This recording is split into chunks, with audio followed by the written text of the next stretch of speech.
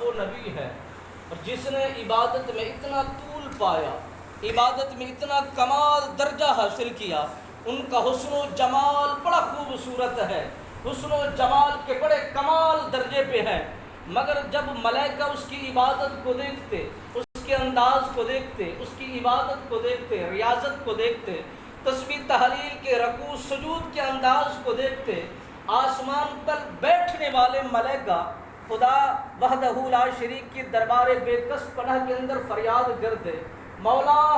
ہم تیرے ملائکہ ہیں، تیری حکم کی وجہ سے ہم آسمان کی بلندیوں پر موجود ہیں، ہم خواہش مند ہیں، ہماری ایک آرزو ہے۔ رب نے پوچھنا کیا، اے میرے ملائکہ کیا خواہش مند ہو، کس چیز کی خواہش رکھتے ہو؟ وہ ملائکہ عرض کرتے ہیں زمین پر ایک تیرا نبی ہے جس کو حضرت ادریس علیہ السلام کے نام سے پکارا جاتا ہے، بڑی عبادت کرتا ہے، عبادت کے بڑے مزے لیتا ہے، ہماری خواہش ہے ہم ملائکہ اسے مصافحہ کرنا چاہتے ہیں، اسے ملاقات کرنا چاہتے ہیں۔ اگر دنیا کے اندر کوئی لیڈر پہنچے، دنیا کے اندر کوئی سیاسی آ جائے تو ہم بھی کوشش کرتے ہیں ہماری پکچر اس سے بن جائے، مصافحہ ہو جائے، زمانے کو خبر ہو جائے کہ فلاں کا تعلق فلاں سے ہے، فلاں کا تعلق قربت فلاں کے ساتھ بنتی ہے، اور اگر کوئی کام ایسا پڑ جائے تو معاملہ درست ہو سکتا ہے۔ مگر آسمان کے ملائکہ دربار خداوندی کے اندر التجا کر رہے ہیں کہ مولا اگر اجازت عطا فرما دی جائے،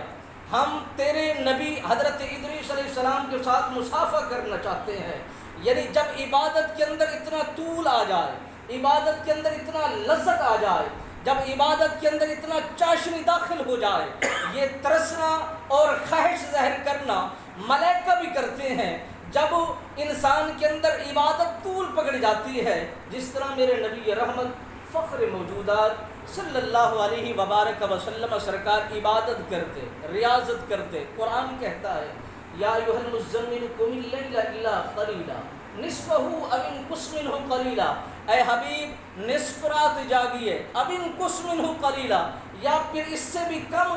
جاگیے۔ آپ زیادہ عبادت کرتے ہیں، آپ کے پاؤں مبارک کو ورم ہو جاتی ہے، میں رب کو یہ گوارا نہیں حبیب میرا ہو جس کی خاطر میں نے کائنات کو بنایا، جس کی خاطر میں نے جہان کو سجایا، جس کی خاطر میں زمین کی تہ بنا دی، جس کی خاطر میں نے آسمان کی بلندیاں بنا دی، جس کی خاطر مشارق و مغارب بنا دیے، شمال و جنوب بنا دیے، وہ میرا حبیب، میرا محبوب، میرا نبی دنیا پر رہ کر اتنا روئے، کس کی خاطر؟ اپنے گناہ گار قوم کی خاطر روئے۔ بس اتنا تک رب نے نہیں فرمایا بلکہ قرآن کا حصہ اتار دیا، اِنَّا فَتَحْنَا لَكَ فَتْحًا مُبِينًا لِيَغْفِرَ لَكَ اللَّهُ مَا تَقَدَّمَ، اے حبیب میں اعلان کر چکا ہوں تمہاری اس گناہ گار قوم کی، میں یہ خوشخبری سنا رہا ہوں، جس طرح آپ راضی ہوں گے میں اس طرح آپ کو راضی کرنے کے لیے تیار ہوں۔ عزیزان گرامی، ہم سراپا گناہوں میں مس ہیں، گناہوں میں لت پت ہیں، آنکھ کو اٹھائیں تو گناہ سرزد ہو جاتا ہے، ہاتھ کو استعمال کریں تو گناہ سرزد ہو جاتا ہے، اس طرح سراپا سر سے لے کر پاؤں کے ناخن تک سراپا گناہوں میں مس ہے۔ جتنے سابقہ قوم گزری ہیں ان کے سارے گناہ، ایک ایک قوم کے اندر اگر گناہ پایا جاتا تھا تو وہ ہلاک